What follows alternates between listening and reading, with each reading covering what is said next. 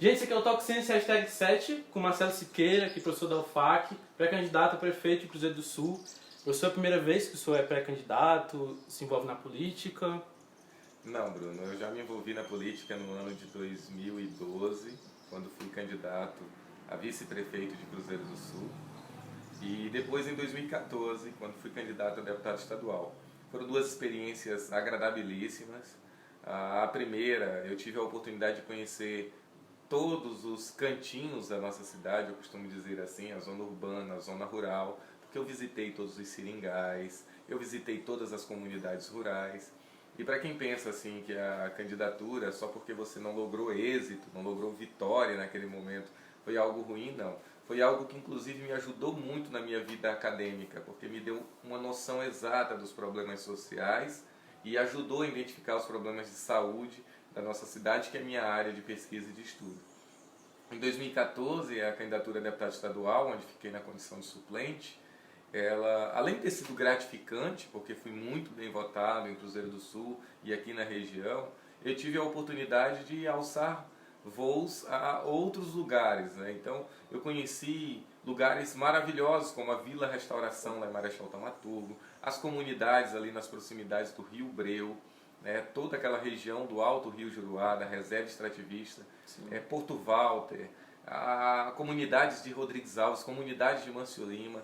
Isso me deu uma dimensão do Vale do Juruá. E eu costumo aproveitar com muita intensidade tudo aquilo que eu vivo em proveito de conhecimento. Então, foram duas experiências anteriores que serviram muito para o meu amadurecimento profissional e para a minha visão sobre a nossa região, sobre as potencialidades e os problemas. Acredito que dá para aplicar muita coisa que o senhor, né, como o senhor está dizendo. A gente só absorveu muita coisa, muita experiência, né, de campo ali, mas muita gente vê como, assim, tem um político que vai vir aqui, não sei o que, vai falar com a gente, mas depois vai... Porque isso acontece, né, realmente, com os políticos em época de campanha e tudo mais, mas quando tá vindo, como o senhor falou, o professor já formado já há muito tempo, e só tem totalmente outra visão, né? Na cabeça da pessoa, eu tenho que entender que o político ali, ele vai ser um funcionário público que vai estar servindo a pessoa. Perfeito. E se o cara não vai lá para conhecer, é pior do que um cara que só diz que vai ajudar, mas na real não vai, sabe? Mas aí tem esses dois mundos. Tem um cara que só diz, mas não ajuda. Tem um cara que vai lá, mas quando ganha, tipo... A sociedade está desconfiada, né? Agora, Bruno, é preciso a gente ter a dimensão do que é cada candidato, do perfil da candidatura. Sim. Eu costumo dizer o seguinte, eu hoje estou pré-candidato a prefeito de Cruzeiro do Sul. Eu deito todos os dias e durmo tranquilo, sem me preocupar se essa candidatura se consolidar, se eu vou ganhar ou perder a eleição. Entendi. Sabe por quê? Porque eu não tenho nenhum interesse no poder pelo poder. O meu interesse, ele é pedagógico, ele é transformador. Para mim, já começa no processo de pré-candidatura, só eu ter a oportunidade de difundir ideias e dialogar com as pessoas sobre projetos que podem transformar a sociedade, isso já é extremamente significativo. É um amplificador, assim, que vai... Com certeza. É diferente de outras pessoas que não podem, em hipótese alguma, perder a eleição, porque a derrota tem um significado fora Sim. do contexto pedagógico. Eu sou um professor, sou profissional da saúde, e eu digo assim, eu estou num momento muito bom da minha vida, porque eu tenho minha estabilidade financeira, eu tenho minha carreira profissional, eu estou entrando nessa caminhada para fazer uma provocação de debate, também para concorrer, porque a gente tem o desejo de ganhar. Sim. Mas esse desejo de ganhar não é arrogante. Ele não é custe o que custar.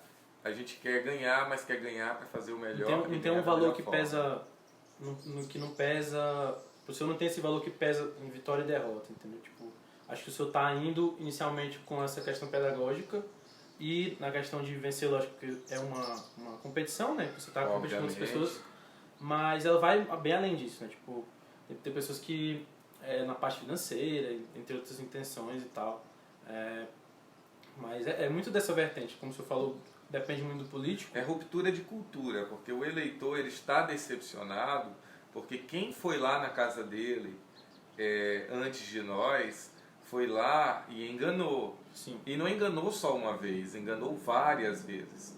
o eleitor está decepcionado. E tem uma outra coisa, quando chega próximo do período eleitoral, as estratégias de marketing constroem um cenário de torcida, fazem de tudo para nos dividir, para criar rótulos, geralmente é apelativo, é agressivo. Sim. E eu estou fugindo de tudo isso, porque isso não convém para a gente. Eu acho que se a gente começar a plantar uma sementinha de que pode ser diferente, de que eu posso me relacionar bem com o meu adversário, que a divergência de ideias é normal e é do game, acho que a gente começa a transformar. Eu tenho muitos amigos que vão ser candidatos por outros partidos diferentes do meu. Sim, sim. Eu continuo andando com eles, continuo me confraternizando com eles, inclusive, porque eu penso comentar que... foto em... Eu comento, eu curto, a minha vida continua a mesma, porque eu te digo, eu estou muito sereno. Eu acho que ninguém vai chegar, vai me questionar, porque eu sou amigo do filho de um adversário, do irmão de um adversário, ou do próprio adversário. Eu acho que a gente tem que separar as coisas. Nós temos direitos de pensar diferente. E se eu tenho o direito de ser pré-candidato, se você tem o direito de estar pré-candidato, outras pessoas têm. A gente não precisa brigar e se ofender por causa disso. É porque o cara vai competir, que vai virar... nesse âmbito político tem muita disputa assim, eleitoral, principalmente no interior. As pessoas conhecem as famílias dos pré-candidatos, dos candidatos. Aí já fica bem apelativo, né? Tipo... Tem algumas pessoas que estimulam essa briga. Eu lembro que em 2014 tinha uma coisa engraçada. Eu estava candidato a deputado estadual pelo Partido dos Trabalhadores e o meu amigo Daniel Leal, candidato a deputado estadual pelo PSDB. Sim. E os partidos estavam em palanques opostos. E quando chegava no final do dia, a gente combinava de jantar juntos. Então, todos os dias, depois dele fazer a campanha dele, o cara achava que... e eu fazer a minha, a gente ia em casa, buscava as esposas e sentava e ia jantar. E algumas pessoas ficavam olhando, dizendo, o que está acontecendo ali? Maturidade, gente. Maturidade, Exatamente. tranquilidade. Não confundir as coisas, não precisa brigar. E a galera por trás fica descendo a lenha, né? Às vezes tipo... acha que você não tem fidelidade e tal. É normal. Aí... Eu acho que está mudando. Está vindo gente nova e sim. isso dá uma equilibrada. Mas aí o senhor encara bem. Como o senhor é um pré-candidato do Partido dos Trabalhadores, teve toda essa... Acho que começou por volta de 2014, quando o pessoal tomou ciência do Bolsonaro, na época que ele era deputado. Acho que ele teve um boom em 2014, com algumas coisas que ele falava e tal. Aí despertou aquela galera que começou a se ditar conservadora e tudo mais, de direita.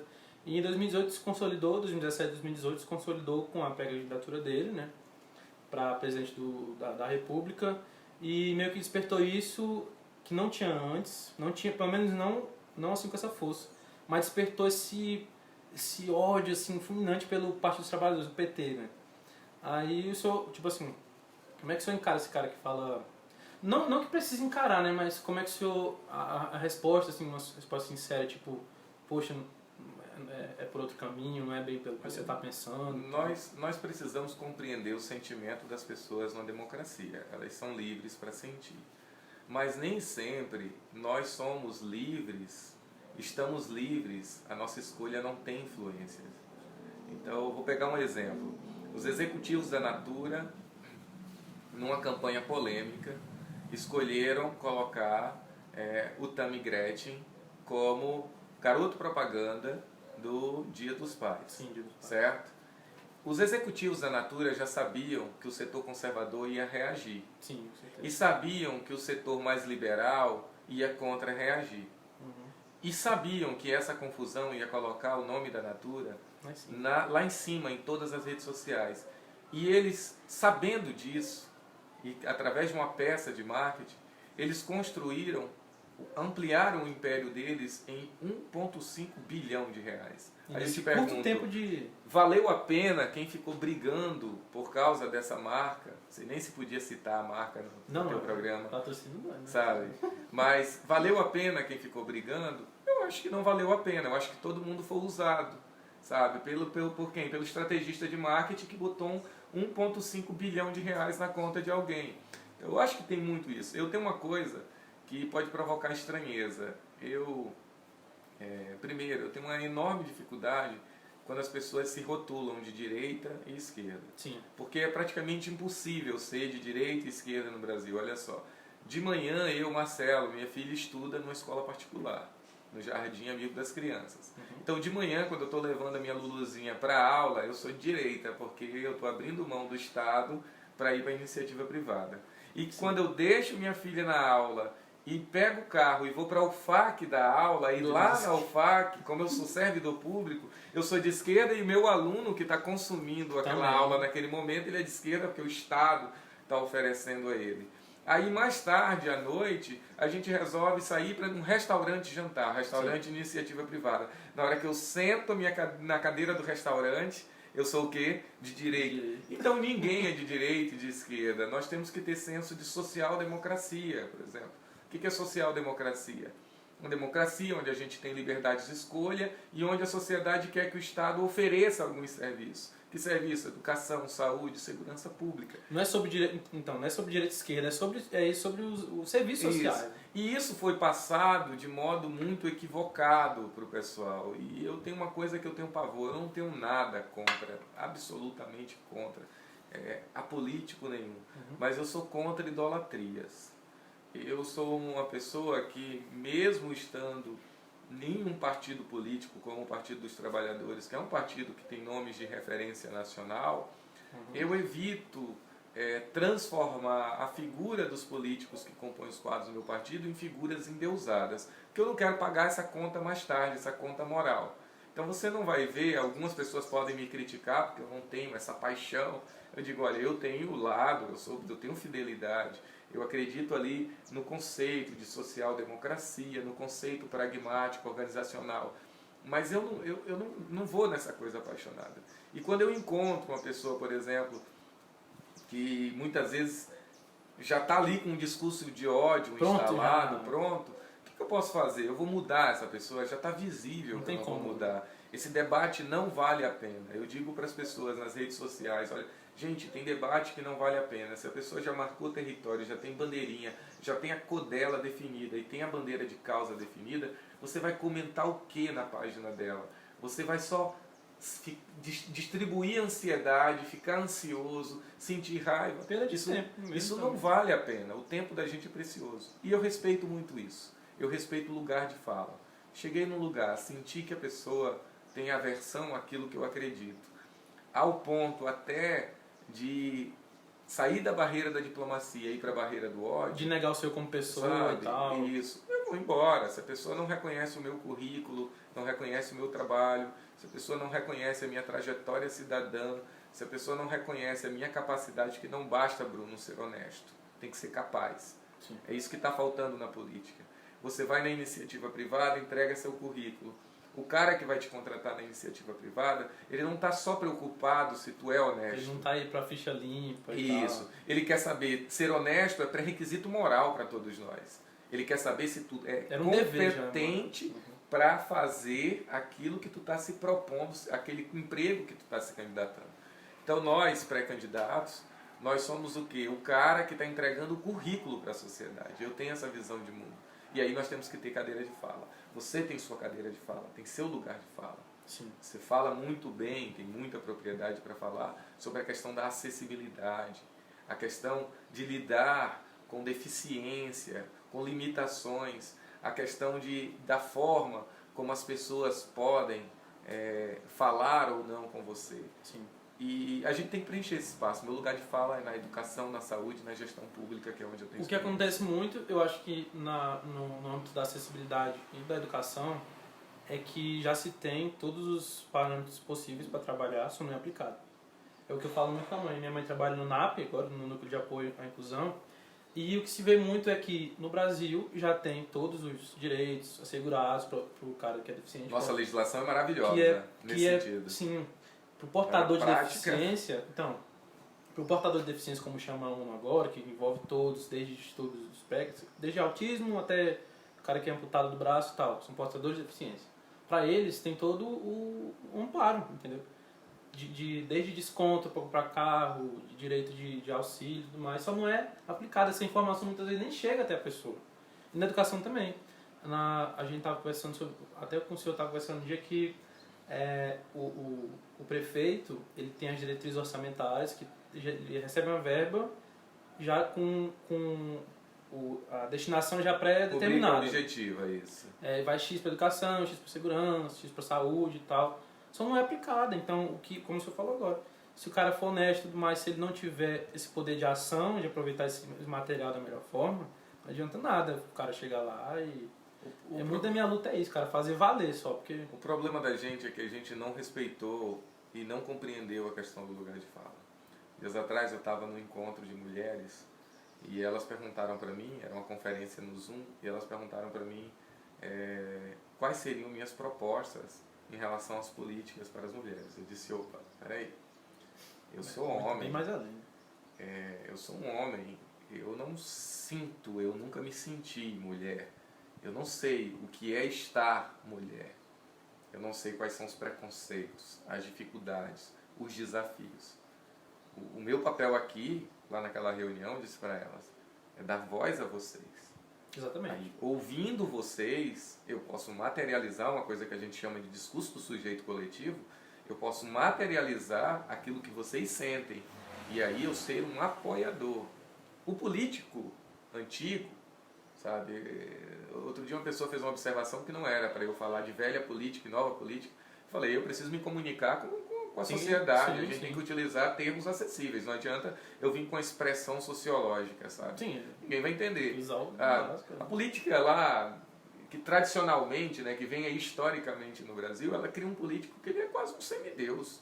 Sim, sim. Ele fala da tua questão, ele fala da minha questão, ele fala da questão das mulheres, ele fala de todas as questões, ele entende, ele é branco, mas entende racismo, ele tem perfeita condição física, mas entende de deficiência motora, ele tem plena consciência mental, mas entende de deficiência, de falta de deficiência de saúde emocional, de saúde mental. Ele sabe tudo sobre o feminismo, ele quer ensinar as mulheres sobre o feminismo. Como é ser pobre e tudo mais. Ele sabe como é ser pobre, mesmo não sendo pobre.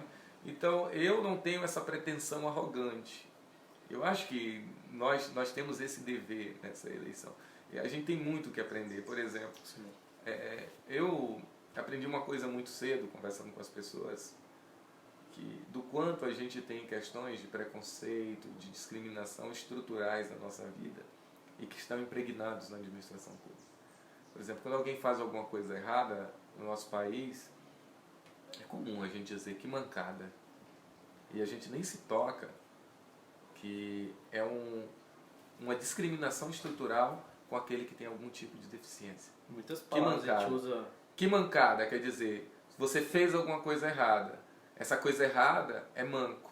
Manco é alguém claudicante, alguém que tem uma deficiência motora. Então, denegrir também. Denegrir, né? Tornar negro, tornar preto, que é uma forma de dizer que é ruim, que fez algo ruim, você fez algo ruim. Então, a gente precisa avançar muito. Por isso que eu digo que nós temos um papel pedagógico. Quando você coloca o seu programa no YouTube e nas redes sociais de modo geral, quando a gente coloca uma candidatura progressista diferente de tudo que está aí, a gente não está dizendo que não quer dialogar com as pessoas. Sim, sim. Eu quero, já que tu entrou na questão partidária, do Partido dos Trabalhadores, e muita gente toca nesse assunto comigo, eu gostaria que as pessoas me julgassem com a mesma régua que eu julgo os meus adversários. Já imaginou se eu fosse pegar meus amigos do MDB e fosse julgar eles a partir do Cunha, a partir do Cabral, a partir do Temer? Já imaginou se eu fosse pegar meus amigos do PSDB local e fosse julgar eles a partir do Aécio, sabe? A partir do Alckmin, a partir do Serra? Já imaginou se eu fosse julgar os meus amigos? Eu tenho amigos em Cruzeiro do Sul do PSL, a partir do Bivar, do Flávio Bolsonaro. Eu digo sempre o seguinte, Bruno, o partido é como a roupa de um homem de bem que estava no varal à noite e o ladrão foi lá e roubou. Por mais que o ladrão vista a roupa do homem de bem, essa roupa não tornará o ladrão um homem de bem. O caráter está nas pessoas, o preparo está nas pessoas. E a gente precisa avançar muito em relação a isso. Se faz valer mesmo, porque... Nossa, eu fico pensando mesmo, porque a pessoa fala do partido, né? do PT, mas e se ela for pegar mesmo, como você está falando, for pegar o passado de todos os outros que também fazem parte dos outros partidos que são os concorrentes, Nós vamos terminar nesse não vale debate? a pena, porque não vai trazer à tona nada, tipo, nenhum valor. Nenhuma proposta, nada. Sim, não vai trazer nenhum valor social pra ninguém, entendeu? Nem pro candidato, nem pro eleitor que vai estar votando. A gente tem que analisar o atual, a pessoa que está ali à frente agora, e é isso. Acho que o medo da galera o cara vai virar marionete do partido, sabe? Acho que hoje em dia não tem muito isso, porque hoje em dia é muito mais comunicativo, sabe? Olha, acredito que, tipo, uns anos atrás até que vai, mas hoje em dia com a, tipo, tecnologia Bruno, de comunicação... um candidato, pré-candidato, você que tem uma trajetória independente e uma causa independente. Eu tenho uma carreira pública. Sim, então. Sabe? Então, eu já trabalhei como servidor público municipal em zona urbana e rural, já trabalhei como servidor público estadual, já fui gerente de unidades com ordenação de despesa. Hoje sou um professor federal com especialização, mestrado, doutorado, tenho experiência internacional, sabe? Já conheci, já frequentei, já fui em escolas internacionais, conheço muita gente experiente, vi muita coisa que deu certo no mundo e não deu certo. Eu tive esse ano ainda no Canadá, na cidade de Victoria, onde passei um mês lá estudando. Eu pensava que a grande diferença entre eles e nós era um abismo tecnológico. Não é? O abismo é planejamento e organização. A diferença entre nós é que a mesma tecnologia que nós temos, eles têm, só que eles estão mais organizados e planejados do que nós. Sabe?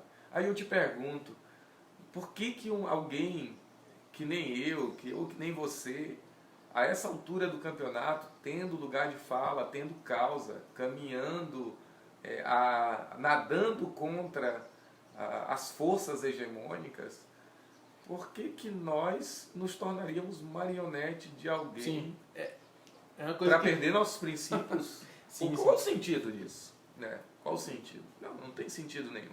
Você se propõe a liderar, você se propõe a ser um líder. Eu não conheço nenhum líder, nenhum capitão de time que tira a braçadeira no meio do jogo e passa por outro porque o outro é mais líder do que ele. Não, Sim, ele já é a referência ali. E mesmo sem a braçadeira, ele vai continuar sendo a referência. É isso que eu falo pra muita gente. A minha luta começou desde quando eu fui fazer a cirurgia, que eu nem pensava em política nem nada. Então, ganhando ou não a eleição, minha luta vai continuar sendo a mesma, com o mesmo sangue no olho que eu vou agora participar e tudo mais. É porque esse ano teve essa recorrência que foi a pandemia, né? Tipo, atrasou muitas coisas que eu queria ter feito antes, mas agora já estou voltando, tá? Hoje mesmo postei um vídeo com o professor Maré, que eu visitei a academia dele, falei sobre um possível acordo de pessoas que fossem deficientes, fossem lá com desconto e tal, para praticar, para incentivar. Eu falei muitas vezes com os candidatos que vieram aqui, perguntava sobre se eles sabiam que o Roberto Carlos era amputado. Muita gente não sabe que o Roberto Carlos é amputado, e do nível de mídia que ele tem, se ele fosse um cara que propagasse isso, muita gente já teria saído da toca há muito tempo, sabe? Então a minha luta se faz valer por isso. Quando eu fui fazer cirurgia da amputação, sendo atleta de basquete aqui, amador, né? Mas atleta de basquete e handball, quando eu fui atrás do conteúdo pós-cirúrgico, não tem no Brasil. Nem no exterior, nem no Brasil. Simplesmente não tem no YouTube, nem em outro lugar, alguém jogando bola com prótese, alguém praticando exercício em academia, não tem esses vídeos, sabe? É um nicho muito fechado. Então eu falei assim, poxa, você é referência e tal. Depois que veio a ideia da política, que partiu de um primo meu que é advogado, falou, primo, será que você não faria valer melhor através da política? Entendeu? Aí que veio, aí despertou. Mas não é que vou tipo, perder a eleição, vou largar tudo e tal. Assim como o senhor não vai deixar de ser professor e lutar pelas causas pedagógicas. Uma das melhores experiências que eu tive, muito embora ter passado alguns anos longe da política, foram 6 anos longe da política, longe mesmo de atividades políticas, cuidando só da minha vida acadêmica, foi o fato de ter sido candidato. As pessoas muitas vezes chegam para mim e dizem assim, é engraçado, você saiu candidato daquela vez, te abandonaram. Nossa. Sabe? Você foi abandonado, por isso que você não deixar o seu assim para baixo. Aí eu digo, não, gente, presta atenção. Você sai candidato, as pessoas te apoiam. Se você estiver falando que o abandono foi que não me deram dinheiro, e provavelmente dinheiro ilícito, sim, então não me abandonaram. sabe? Apenas respeitaram minha ética. Eu não quero ganhar a eleição com dinheiro sujo, sabe? Se ser salvo por alguém, ser abraçado por alguém, ser o abraço da ilicitude, eu dispenso o abraço da ilicitude, Sim, sim. sabe? O que é ilegal fica lá no cantinho. A gente prefere. Agora, esses dias, uma pessoa perguntou para mim, como vai ser teu material de campanha? Eu disse, olha, eu estou aguardando aí, ver como vai ser a questão de disponibilidade de recursos e tudo mais. A gente tinha pensado numa vaquinha digital, mas eu acho que as pessoas estão desacreditadas da política e também estão num momento financeiro ruim. Mas o pouco que viesse, der para fazer os santinhos, der para fazer o material de campanha, a gente gravar um programa, dar as condições mínimas para os candidatos a vereadores, tá ótimo. E se não viesse nada, falei para ele, eu faria meu programa no celular, chamava algum amigo intérprete de Libras para sentar do meu lado para cumprir a legislação e mandava fazer um carimbo e passaria uma semana com algum grupo de amigos carimbando meu número num pedaço de papel com meu nome e a gente entregar aquele pedaço de papel de pão carimbado. Por que não? Por que não? Por que não? Sabe? Exatamente. Se é limpo, se é honesto, se é lícito.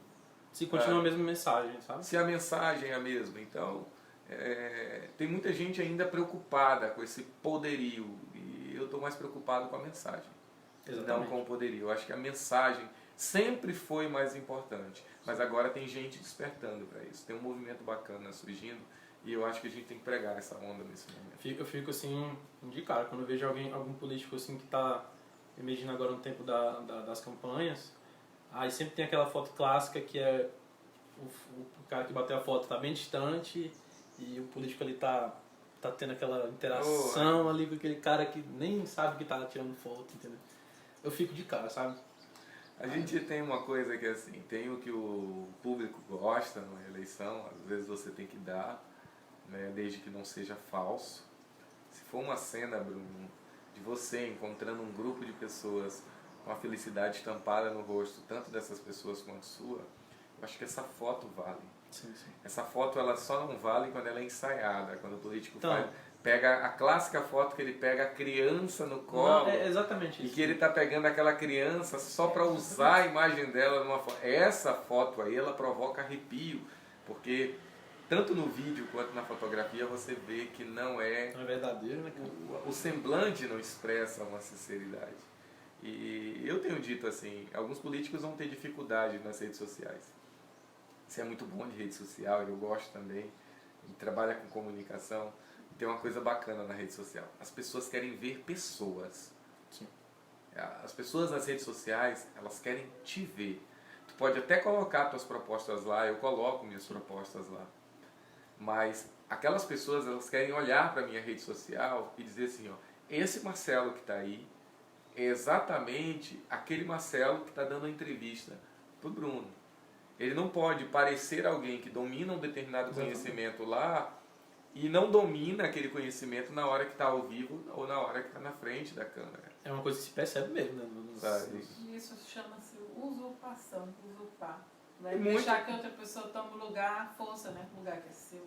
Muitos vão fugir de entrevista, eu não tenho dúvida. Vão fugir da coragem que você está tendo de colocar um programa para todos assistirem. Muitos vão fugir disso, porque o que eles produziram não condiz com o que eles são. Eu sou esse sujeito que usa jeans, usa camiseta de rock, gosto de tocar guitarra, toco mal pra caramba, você sabe disso, horroroso, mas gosto de tocar. Paixão, eu fiz 3 vezes.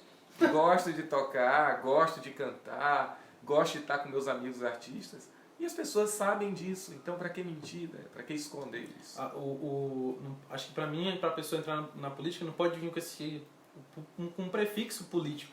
O político Marcelo vai agora ser candidato. Não, cara, um professor Marcelo e tal. Então... O professor Marcelo, o Marcelinho, como é chamado no bairro, pelos irmãos mais velhos, pelos amigos, você tem que ser quem você é. Sim. Eu acho que isso é pré-requisito. Acho que isso é realmente o sentido da política, sabe? Você não se transformar num cara, como se fosse um semideus que vai saber de tudo e tal. A essência da política, que é representar uma quantidade ali, uma população específica, é muito dessa pureza, sabe? É da pessoa e não da pessoa política, sabe? Eu acho que o ser humano em si tem que transparecer através do cargo, sabe? Não se impor essa palavra político, fulano vai entrar na campanha. Acho muito... Eu tenho uma história para te contar, que é a história da eleição de 2012.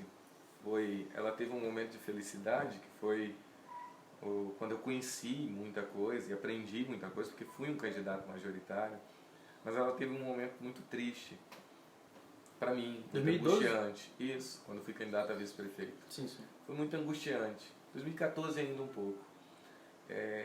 O meu arredor político ali, as pessoas que me circundavam, elas achavam que, pelo fato de eu ter ali 30 anos de idade, 31 anos de idade, eu era jovem demais, olha só.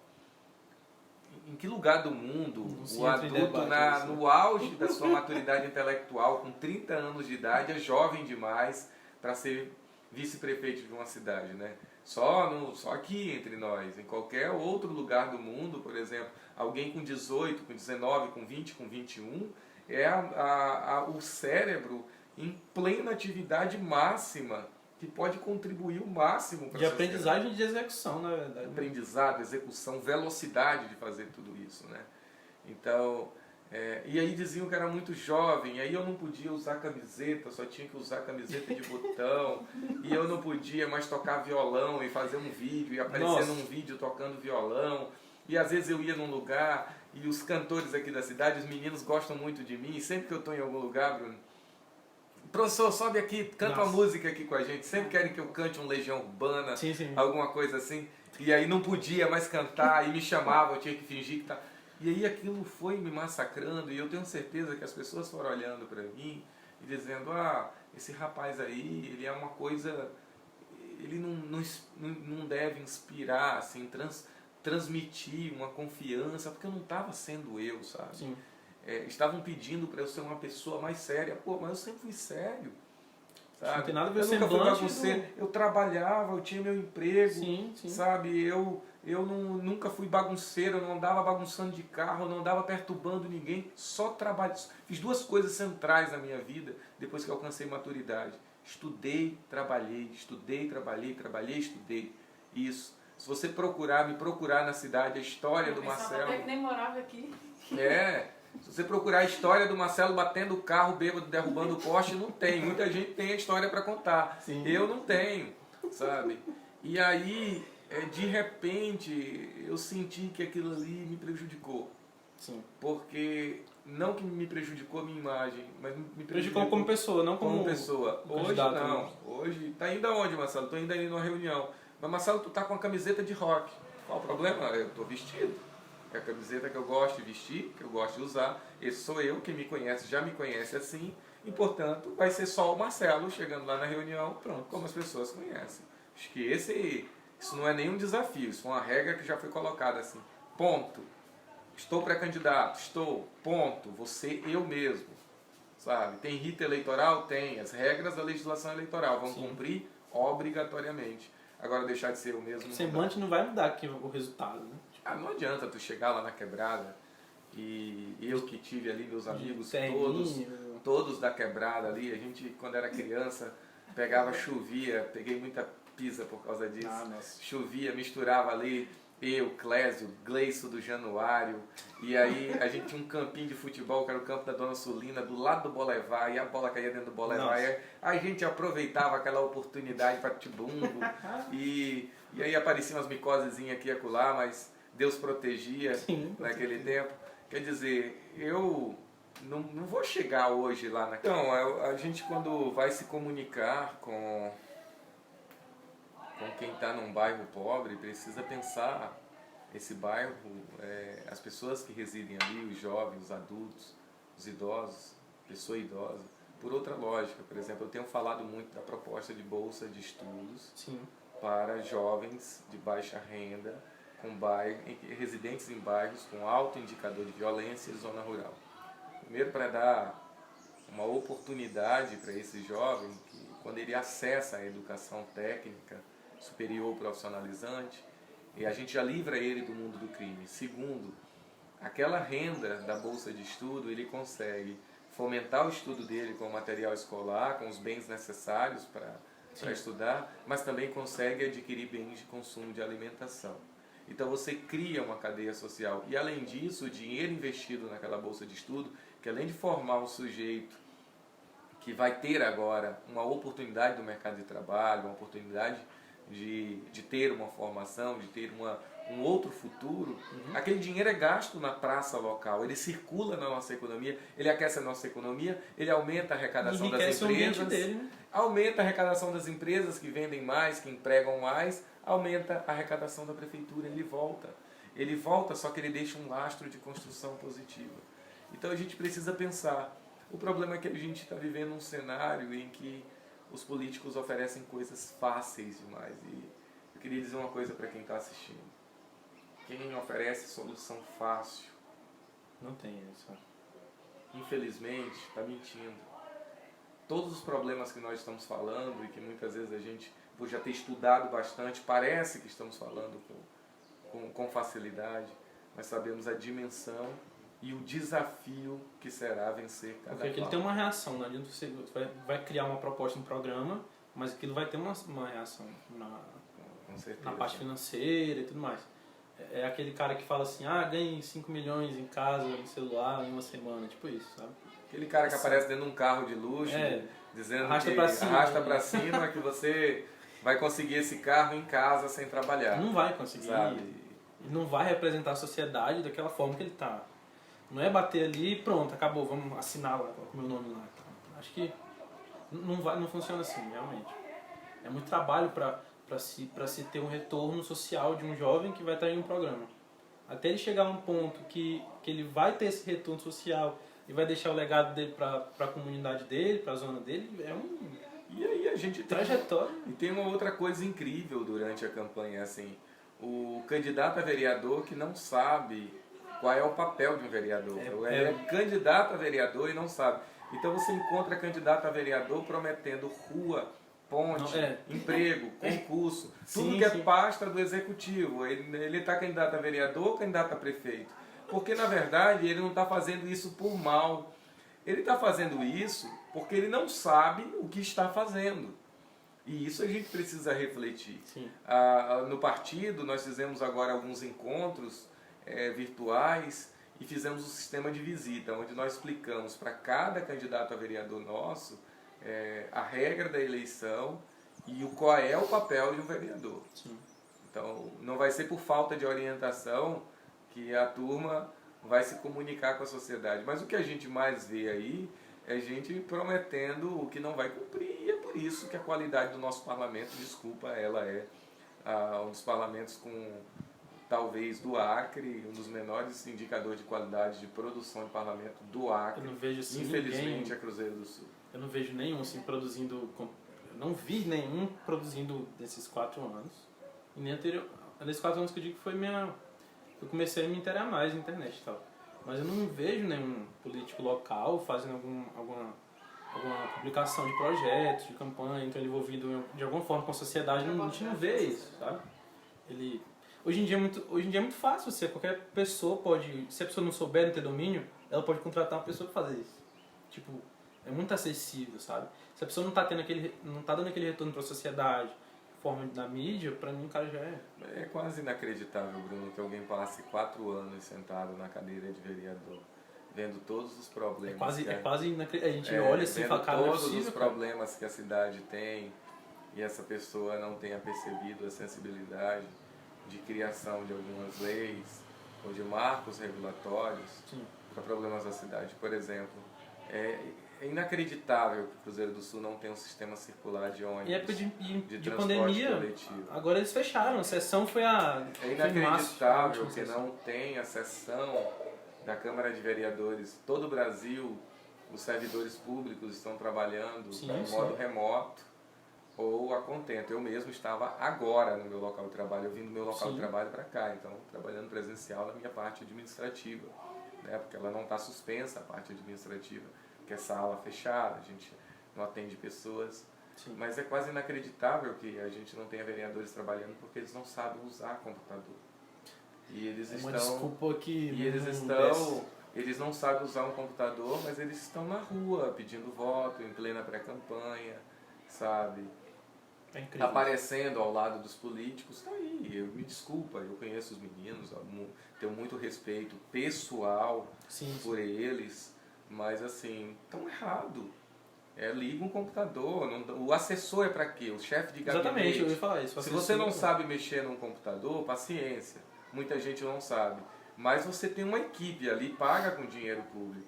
Cadê o assessor? Por que o assessor não liga ali? Sim. O computador e tudo mais. Você tem que transmitir o conteúdo, não importa como vai chegar lá. Tem o gabinete, você pode fazer a transmissão do seu gabinete, é sala fechada, só você lá dentro, só você e seu assessor, que vai lá, vai ligar, deixa tudo prontinho, né? A sociedade precisa dessa resposta. E isso reflete, isso muito me preocupa. O cenário político que está posto para nós, a forma como a gente está pensando o futuro.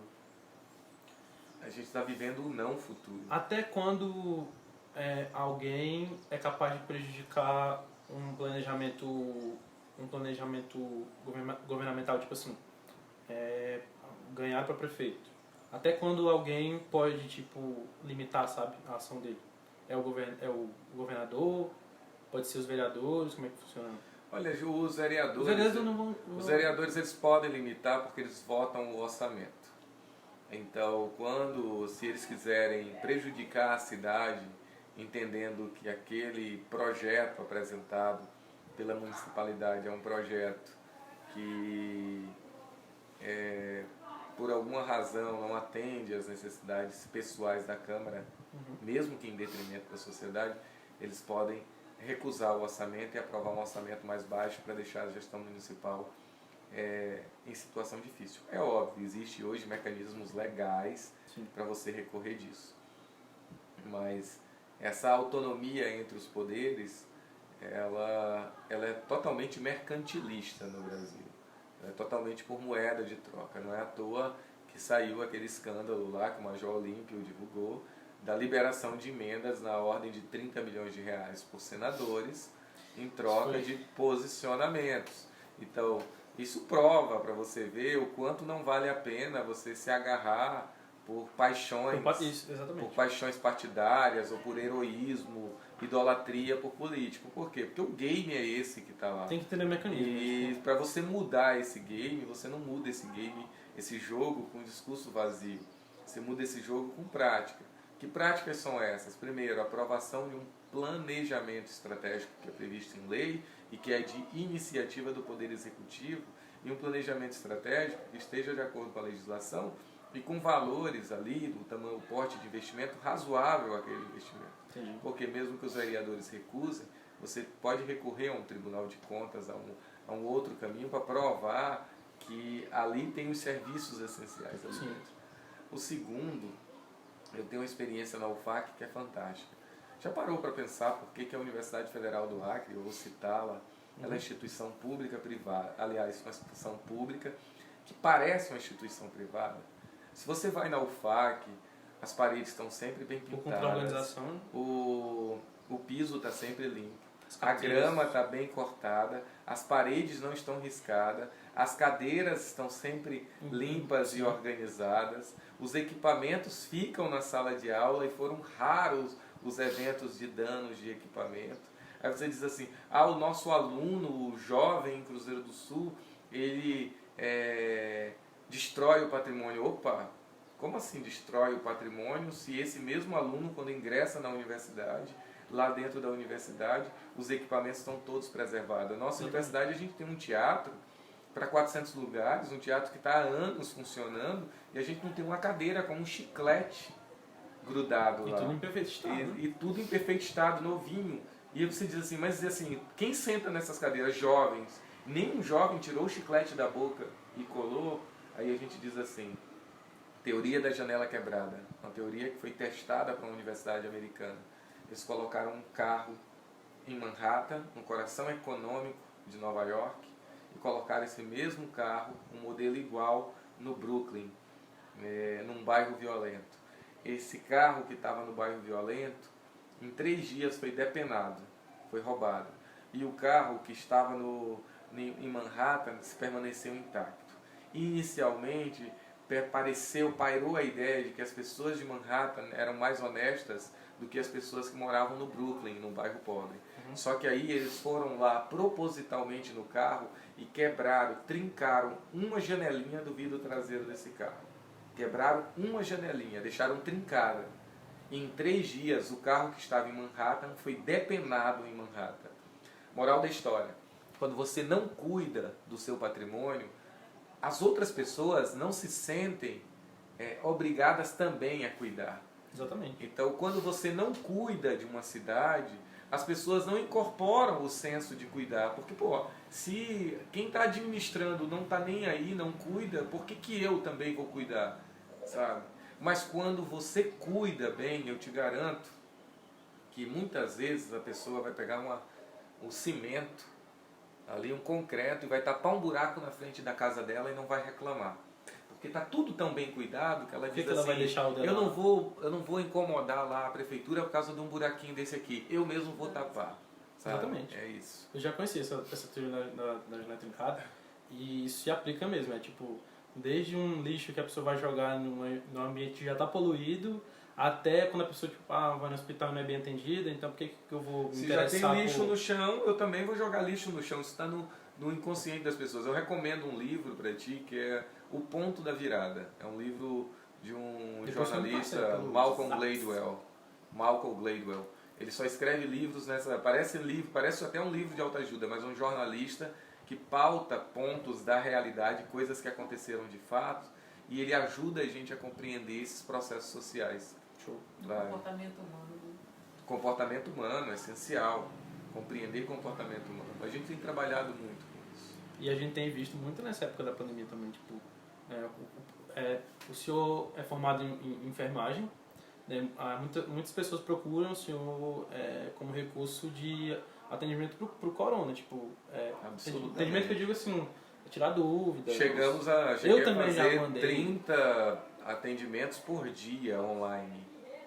Atender 30 pessoas por dia. Desde caso de ansiedade a caso mesmo de como se comportar frente à doença já depois de infectado. Então, como é que o senhor encarou isso? Eu sei que o senhor tem uma base bem...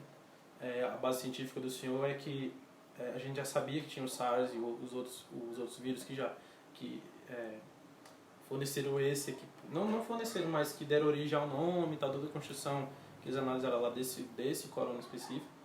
Aí, então, o senhor já sabia que era mais um caso de infecção viral, que vias aéreas e tudo mais. Mas como o senhor lidou com essa...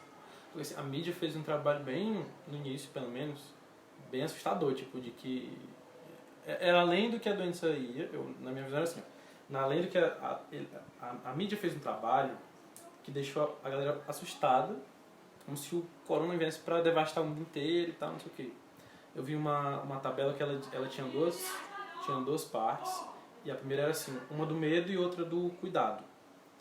E no início do corona, no início de 2020, o gráfico do medo estava lá em cima e do cuidado e prevenção estava bem baixo, porque a gente não tinha conhecimento. Aí, passado o tempo, elas se inverteram, praticamente se inverteram. Ou baixou as duas, né? Sim, a gente... Eu tô achando que o cuidado e a Sim, prevenção continua lá embaixo e o medo caiu. A gente foi aprendendo como lidar e tal, os recursos que a gente usava, os EPIs chegaram e tudo mais. Mas como é que o senhor... Tipo... Olha, Bruno, a minha área de atuação na ciência é epidemiologia, que é a ciência que estuda o comportamento das doenças na sociedade. E meu doutorado foi feito em 2 doenças, em 2 infecções virais. Então, o mundo, a partir dos anos 50, da segunda metade do século passado, a gente já esperava uma pandemia de proporções... global, né? A pandemia global, eu digo, de proporções catastróficas em relação ao potencial de letalidade. Sim. O primeiro, e eu vou fazer uma defesa de quem botou medo no início, é que a última cepa, né, a última versão do coronavírus, foi a versão que provocou a síndrome respiratória do Oriente Médio, a MERS, Sim. Que é uma sigla em inglês que chama-se MERS. E essa síndrome respiratória do Oriente Médio, ela teve uma taxa de letalidade de 30%, só que ficou isolada lá no Oriente Médio. Então, quando falou assim, eu lembro que eu estava no Canadá, quando saiu as notícias, coronavírus na China, surto, se espalhando rapidamente pelo país. Eu já fiquei preocupado, porque a gente, quando vai fazer as aulas de virologia, a gente estuda os vírus em potencial que poderiam provocar uma pandemia. Sim. As variações do vírus influenza e, sobretudo, o coronavírus. Ele já estava previsto. É um vírus catalogado desde os anos 60. Não é um vírus novo. Sim. A gente já podia ter uma vacina, porque em 2012, quando teve o surto no Oriente Médio, 12 e 13, pesquisadores de uma universidade alemã e de uma universidade americana produziram o projeto e avançaram, mas quando chegaram na fase de teste, que o custo é milionário. Nossa, eu não sabia disso. O custo é milionário, você pode pesquisar, você vai encontrar isso. Tanto o governo alemão quanto o governo americano se recusou a financiar, porque o mundo estava saindo de uma crise mundial, ainda se recuperando da crise de 2008, da bolha imobiliária. Sim. E não quis financiar a vacina ali naquele momento. Nossa. Então, hoje, era para a gente ter feito o quê? Um ajuste da vacina que já existia. Finalizar, E né? a sintomatologia de quem já estava vacinado pela versão anterior, os sintomas seriam bem mais baixos. Tanto que tem a teoria de quem já entrou em contato com outras versões do coronavírus, né? Que ele é uma família. Esse é o Covid-19, mas tem outras versões do Covid. Tem o SARS-CoV-1, esse é o SARS-CoV-2, o nome técnico dele. Se a gente já tivesse sido vacinado por SARS-CoV-1 ou por MERS-CoV-1, a gente estaria provavelmente imune à versão atual. Só um ajuste. Então nós perdemos a chance de evitar essa grande crise econômica mundial e essa grande crise de mortalidade, principalmente das populações vulneráveis, No bloqueio financeiro. Lá no bloqueio financeiro em 2012. A gente Nossa, perdeu eu essa chance. não tinha essa ideia. Então, qual era o medo? O medo era que esse coronavírus produzisse 30% de letalidade. E 30% de letalidade... É muito. É muito. Você imagina, a gente cada tá 100 tendo- pessoas vai morrer 30. Sim. E lá o MERS não atingiu somente as pessoas que estavam vulneráveis. O MERS, essa versão do coronavírus que ainda existe e continua existindo lá no Oriente Médio, essa versão, ela matou quem ela encontrou pelo caminho. Ela matou criança, ela matou adulto jovem, sabe? Então, a preocupação foi grande, por isso o medo muito grande. E outra coisa, as informações iniciais vieram da China, que não transmitiu nenhuma confiança nos dados que passou para o mundo. Desde o início foi uma coisa bem... Subnotificação de óbitos, negacionismo em relação à existência ou não da pandemia. Quando assumiu que tinha uma pandemia, o vírus já estava espalhado. Nossa, foi tipo assim a criança que quebra alguma coisa na mãe, que esconde, sabe? E ele continua letal e vai continuar até a vacina. A gente não pode se iludir por conhecer a faixa dos 80% de organismos resistentes ao vírus. Nós temos um problema aí. Se a gente deixar esse vírus correr solto rápido demais, ele pode sofrer mutações. Ele vai evoluir, exatamente. E essas mutações do vírus podem produzir um vírus mais fraco, porque ele, como organismo, ele não quer explorador, ele não quer matar o corpo Sim. que ele está, mas pode dar muito errado e produzir um vírus mais forte. E aí a gente mudar as estatísticas. Por isso, para nós, a preocupação não para. E a gente ainda está nessa fase de alerta e mesmo... E aí algumas pessoas precisam entender assim, eu tenho alguns amigos, e alguém pode me ver sem máscara perto de alguns amigos, mas as pessoas que eu já conheço, que já testaram, que já têm a imunoglobulina, que já tiveram a doença, que já estão protegidos, eles criam uma barreira entre mim e o infectado. Quer dizer, já existem situações em que você pode ficar sem máscara. A gente não vai dizer isso para a população, porque a população vai ter uma enorme dificuldade de compreender isso. Sim. Mas entre aqueles que já tiveram e têm a comprovação do marcador de imunidade, ali já está protegido. O que não pode acontecer é confundir decreto de abertura de comércio com o fim do vírus. Porque essa foi a confusão feita. O distanciamento social ainda deveria existir com a abertura do Uma coisa é abrir o comércio com regras rígidas, álcool em gel, Exatamente. máscara e tudo mais, para a economia voltar a circular.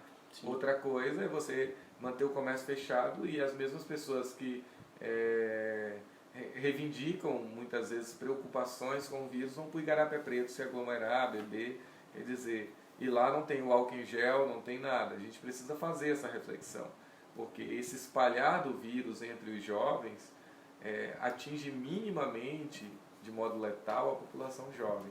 Mas os jovens voltam para casa. Exatamente. E quando eles voltam para casa, eles atingem as pessoas mais velhas, mais vulneráveis. Pelo fato de ter pessoas assintomáticas e tal. Porque eu lembro que teve uma epidemia que...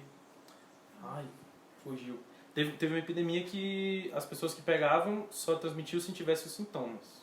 Não vou lembrar qual é o nome, porque eu esqueci agora, deu branco total.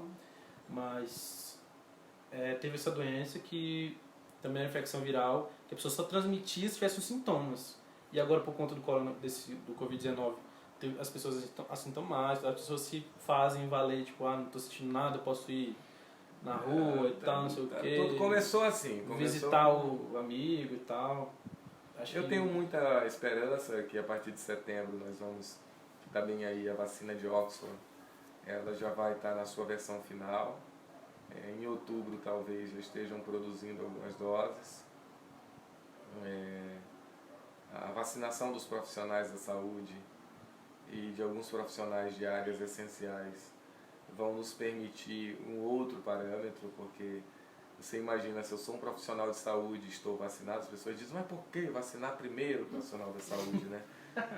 Eu digo, é muito simples, se eu tiver vacinado, eu posso ir livremente na tua casa, é verdade, checar, fazer uma oximetria no teu pai, fazer uma ausculta, visitar tua mãe, ver como está teu avô, toda a nossa dinâmica vai mudar. Então já é um começo para proteger as pessoas. Sim.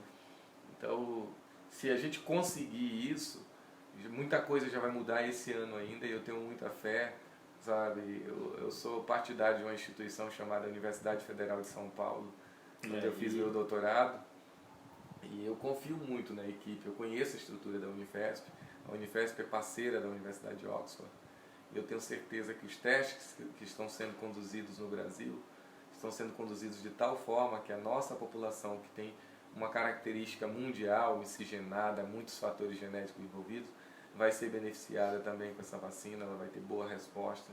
Nossa, e a gente vai sair dessa no mais tardar até o início do próximo ano. Essa esperança se faz valer, né? Tipo, do mesmo jeito que tem as pessoas que a gente fala assim, tem gente que é doida que venha logo, saia logo, pra pessoa voltar àquela rotina, sabe? Aquela rotina dela de não teve nenhuma evolução, sabe? Eu acredito que essa pandemia trouxe uma reflexão muito grande pra gente, que ficou para as pessoas que ficaram em casa, puderam refletir um pouco mais sobre a vida, mas tem aquelas pessoas que estão só esperando para voltar. Esse ia ser nosso ponto de divergência, né? Sempre que alguém pergunta assim para mim, a pandemia vai nos tornar melhores do que nós éramos. Sim. Eu não acredito. Não acredito. Eu acho que quem era bom vai continuar sendo bom. Sim, sim. E quem precisa fazer uma reflexão, um exame moral, de caráter, não vai ser esse vírus que vai mudar o caráter dessa pessoa. Eu acho que os mau caráteres, eles vão continuar com um caráter duvidoso, fazendo maldade, fazendo perversidade para as pessoas. Sim. E eu acho que as pessoas de bem vão continuar sendo pessoas de bem. A gente vê isso todo dia. E na política isso é muito comum. O que leva alguém, por exemplo, a criar uma página fake, eu fui vítima disso dias atrás. Sabe? Uma pessoa criar uma página fake, colocar lá uma foto de uma pessoa que existe, mas mora em outra cidade, em algum lugar, nem sabe que existe essa página, um nome falso. Essa pessoa que muitas vezes toma café com a gente, conversa com a gente nos lugares, aperta a nossa mão. Não se iluda não, o fake é alguém que nos conhece, com certeza. sabe? O fake é alguém que, se brincar, frequenta a cozinha da nossa casa. E ali ele coloca horrores de mentiras sobre você, sabe?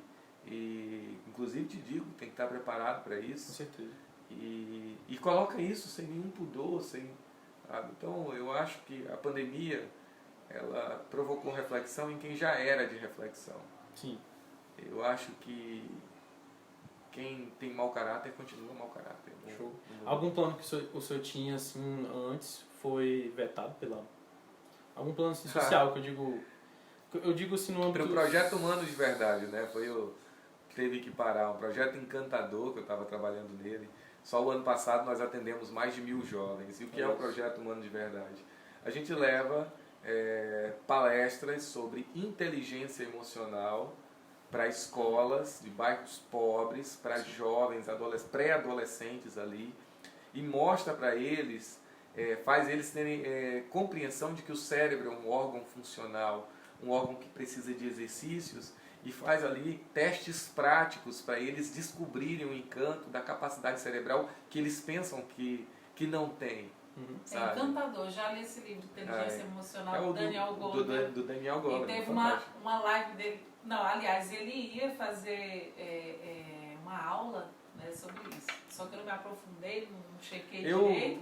Eu sou super fã do Goleman, né? Então... Eu não acredito, perdi. Mas assim, o que é inteligência emocional? Você descobrir que existem partes do seu cérebro, por exemplo, quando uma pessoa está com uma crise de pressão alta, ela sente dor na nuca. Sim. E aí, a maioria das pessoas não sabe por que sente dor na nuca. Ela sente dor na nuca porque o centro ocular no cérebro está aqui na região occipital, na nuca.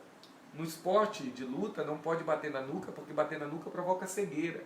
E olha só, quando você está com a pressão alta, a pressão ocular aumenta e dói na nuca. Sim. Por isso que a dor da pressão alta é na nuca. Você imagina os moleques com 13, 14 anos de idade, vendo essas imagens e descobrindo coisas sensitivas, tá? Tipo, por que algumas pessoas não gostam que toque na cabeça e outras não. Sim. Tem um grupo pequeno de pessoas que não tolera carinho na cabeça.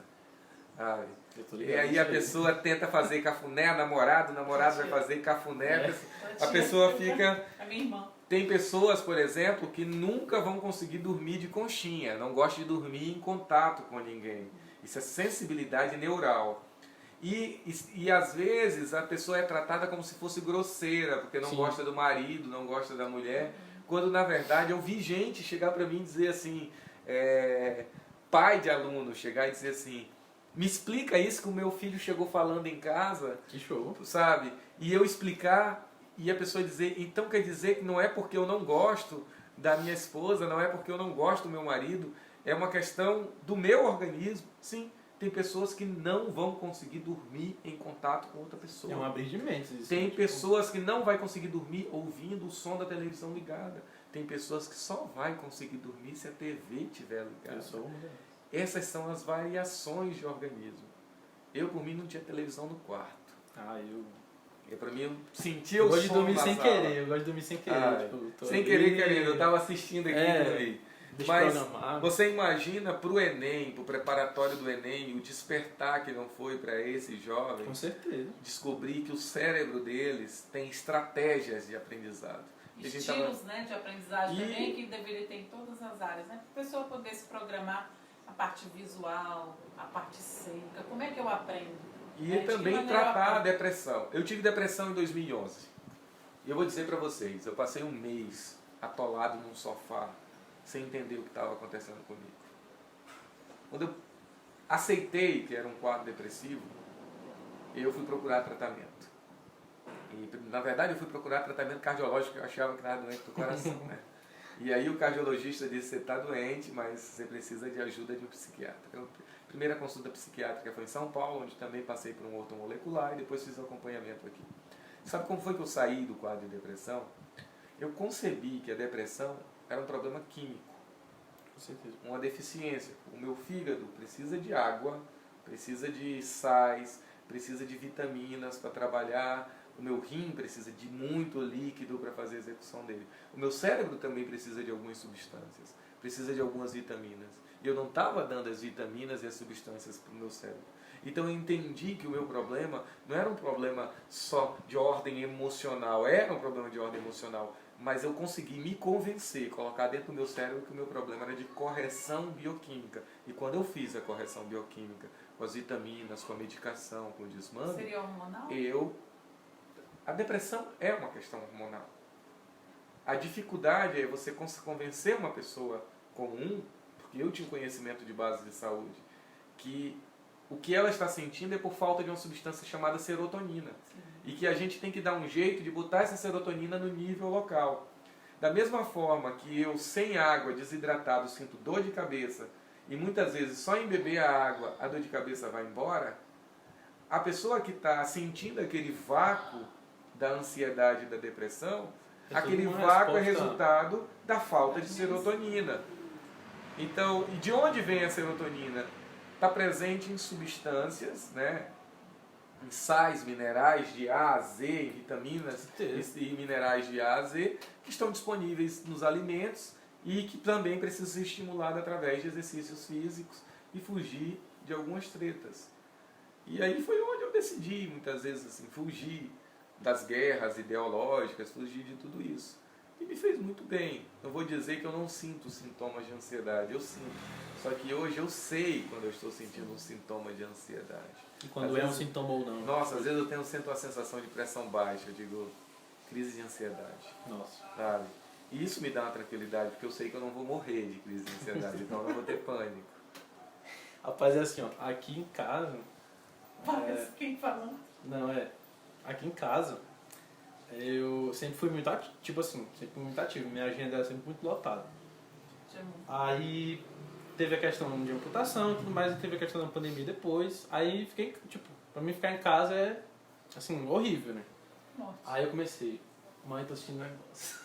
E falava assim, Foi só você, mãe, meu não. sangue tá fugindo, não sei o quê. Aí veio toda essa questão de pressão, Pega aparelho de pressão, e tal, pega aparelho de da- pressão. vê Usei até, temperatura. eu cheguei até a usar o oxímetro e tal.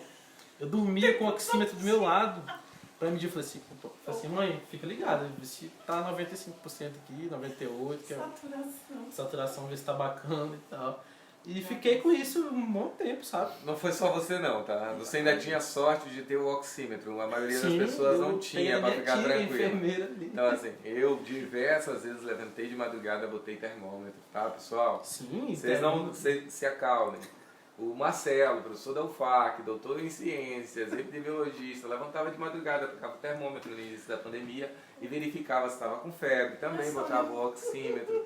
Então, isso é absolutamente normal sentir medo. E o medo provoca isso na gente. Agora, o bacana do medo. O medo leva a gente ao cuidado. Exatamente. E essa é a finalidade. O medo é um mecanismo de defesa. O medo não é algo ruim. O medo é algo bom na nossa vida. Inclusive no livro Inteligência Emocional explica muito bem sobre isso. Você vem andando à noite e Medo, tem um raiva. beco escuro. Principalmente se você for mulher. O medo vai te dizer assim, ó. Dá a volta no quarteirão, mas não te arrisca nesse beco. O medo, ele vai te dizer, não vai por aí, que por aí é perigoso. O medo serve para isso. Sim. As pessoas agora não querem sentir medo. Ao não sentir medo, para não sentir medo, elas querem negar a realidade. Medo não é fraqueza, né? Tipo, E negar a realidade, porque o medo nos traz um pouco de sofrimento, né? Sim. Traz um pouquinho de angústia. Mas é normal sentir angústia. O que você não pode é negar a realidade. Por exemplo, todos nós temos medo de morrer. Qual é a tendência que nós temos? Não falar sobre a morte. sim. Como a gente não fala sobre a morte, a gente não naturaliza ela. E como a gente não naturaliza ela, quando a gente perde um ente querido, destrói a nossa família. É um luto devastador. Por quê? Porque a gente, na história da humanidade, a gente ainda não aceitou que a gente vai morrer. Exatamente. Simplesmente porque a gente concebeu uma ideia de não falar sobre Isso o que dia. é a fuga da realidade. Você julga uma pessoa que vai lá, aquelas famílias, tem gente que julga, aquela família que vai lá no cemitério, compra o terreno, faz as urnas lá, as gavetinhas, tudo mais. Tem gente que diz, Deus me livre de fazer minha gaveta. Pode Mas na verdade, essas pessoas que estão indo fazer a gavetinha lá, elas que estão certas. Desse Gonçalves. Eles sabem que uma hora ou outra vão partir e já estão preparando, deixando tudo pronto, porque a nossa vida é E finita. na real, pra quem, pros cristãos... É que a gente pras acha que pessoas está agorando, né? É minha mãe que fala assim, todo mundo quer ir pro céu, mas não quer morrer. É verdade, isso, é verdade. É muito disso, eu falar. Porque a gente tem a majoritariedade, eu acho que no Brasil, de pessoas que acreditam, sabe, em Deus. Então, pra elas, consequentemente, a morte seria meio que um livramento, sabe? Então é muito disso. Na A teoria, minha avó fala né? muito, tipo... Mas na prática ninguém quer morrer, Sim, não. a minha avó fala isso, o pessoal quer ir pro céu não quer morrer, sabe? Então é muito disso, a pessoa tem que medo de morrer, acho que é natural, a sei gente lá. aprender, tentar naturalizar algumas coisas, enfrentar, senão a gente vai fugindo, e aí produz. Porque ó, toda ansiedade, toda depressão, se você for conversar com um psicólogo, com um psiquiatra, é um mecanismo de fuga. Você está fugindo de algo, está fugindo de um trauma, está fugindo de uma situação conflituosa, está fugindo de uma situação de encarar a realidade. Toda essa questão emocional tem isso. Pra mim foi assim, um exemplo que eu tenho de vida. Você já assistiu o filme As Aventuras de Pi? Sim. Então, tinha o Richard Parker, que era o tigre, e no final do filme, quando o garoto se salva do naufrágio, ele fica à deriva e tal no mar, ele conta que o tigre que ajudou ele a sobreviver por causa da atenção e toda parte da adrenalina, de ficar ali com medo de tal. Pra mim, isso se aplicou no tratamento de câncer. Porque, apesar de eu ser uma pessoa que foi um atleta e tal, ter toda essa parte física, eu sou um cara muito relaxado para quando eu preciso fazer obrigatoriamente os exercícios físicos. No tratamento do câncer, eu me vi obrigado a fazer exercício para manter o corpo e tal, e eu não fazia. Aí tinha a pessoa que era minha tia Sandra, que é médica. Teve minha tia Sandra, que ela é anestesiologista no hospital que eu fiz tratamento na Liga contra o Câncer. Ela foi meu Richard Parker por ter me alertado sempre a questão de exercício, alimentação, que é importante no tratamento no câncer, né? Então, daí eu tiro, sabe? Tipo, é muito essa parte, a parte mental, ela se faz muito importante no físico, entendeu? Reflete, sabe? Eu acho. Essa parte de ansiedade, do medo. Absolutamente. Entendeu? Acho que se encaixa perfeitamente nessa análise do medo, sabe? De deixar alguém alerta. Tipo, pra mim, assim, ó, eu tenho concepção, eu sou cristão. Eu não me digo cristão porque eu não me caracterizo, não digo que eu sou cristão evangélico, porque evangélico é todo aquele que prega o evangelho, que é de Mateus, Marcos, Lucas e João. Então eu sou cristão e pra mim eu acredito assim, na criação, porque muita gente fala assim, mas amor é uma reação química, o medo é uma reação química. Pra mim, tipo, Deus fez o corpo humano, tipo, como ele é, pra receber as moléculas químicas e tudo mais, para refletir nas ações, nos sentimentos. Eu acredito que Deus foi detalhado detalhou até nisso, sabe? Ele fez o átomo, que aí é uma Exatamente, molécula altamente energética que depende de as reações, mesmo fatores. sendo químicas, elas foram planejadas. Eu acredito nisso, sabe? O senhor como... o senhor é cristão também. O senhor fala isso abertamente e tal. Alguma vez o senhor já se viu encurralado, tipo, teve que, tipo assim, não negar, mas teve que contrapor isso, alguma fala científica, tipo?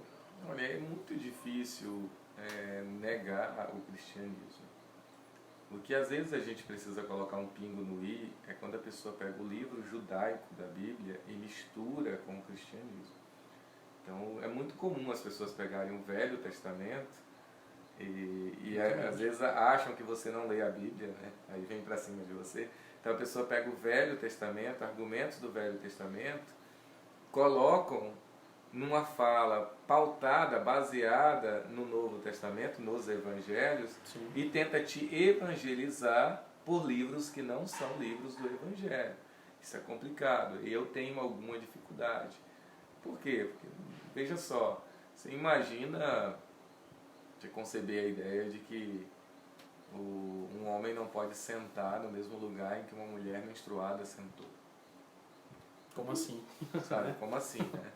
E eu tenho que explicar isso. Então, o cristianismo, a nova mensagem, é uma mensagem muito pacifista, muito pregadora do amor, Exatamente. da paz.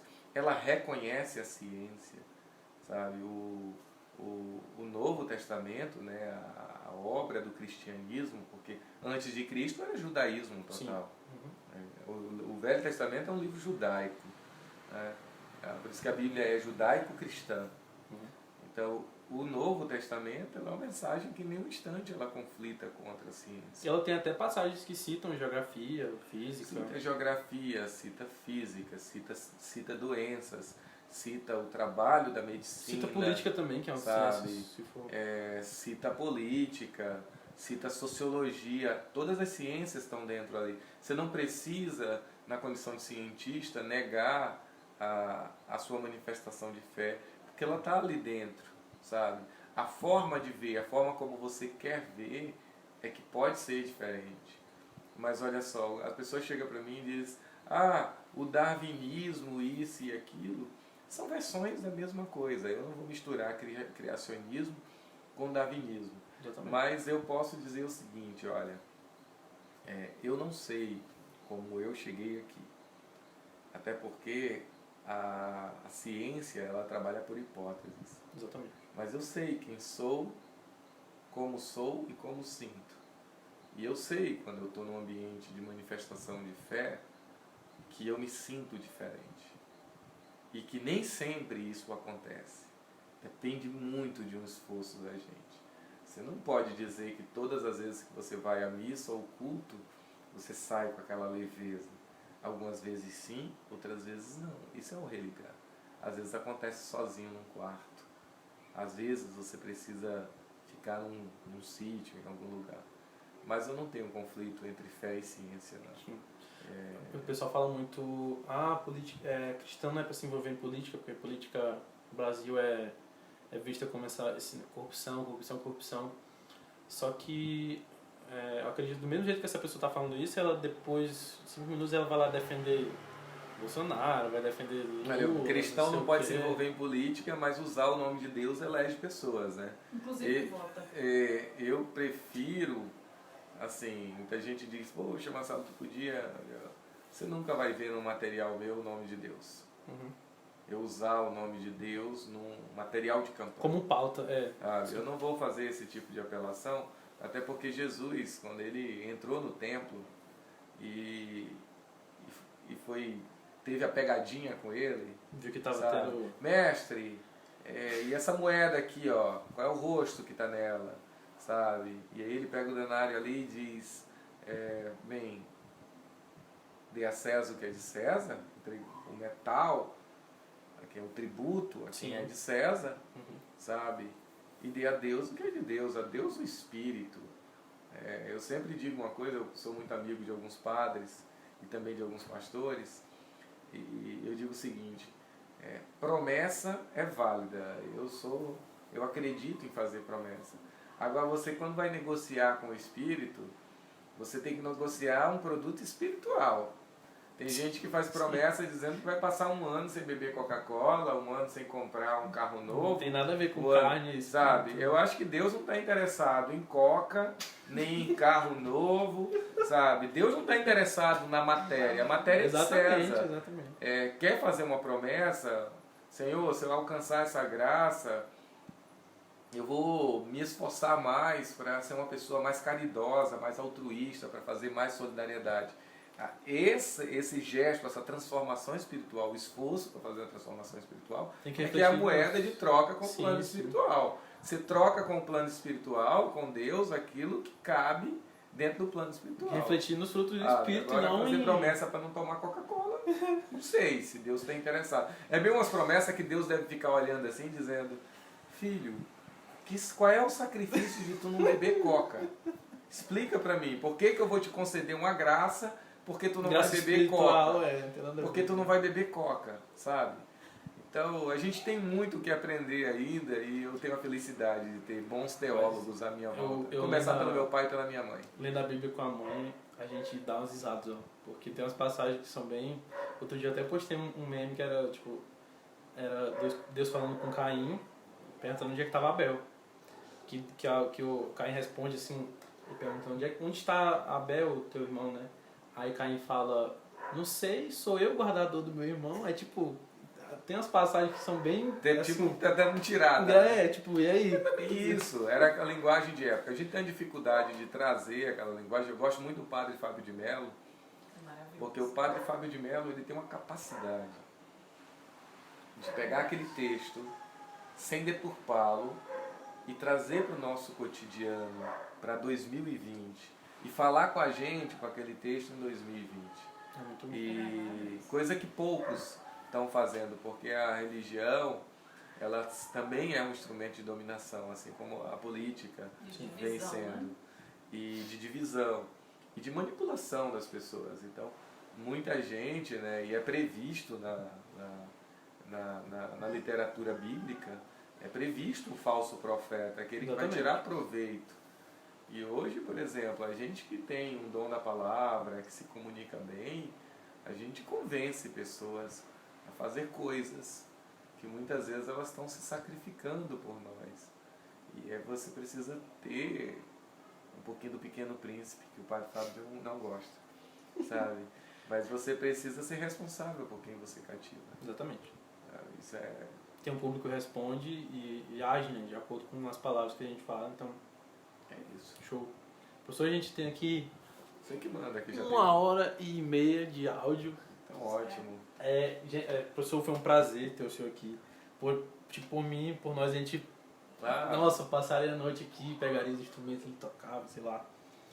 Mas que bom ter, foi uma honra ter o senhor aqui, pré-candidato a prefeito, é uma responsabilidade gigantesca. O senhor já passou por experiências políticas e tal, de competição, mas acredito que agora a experiência do senhor eleva um pouco o nível de responsabilidade. Com certeza. Né?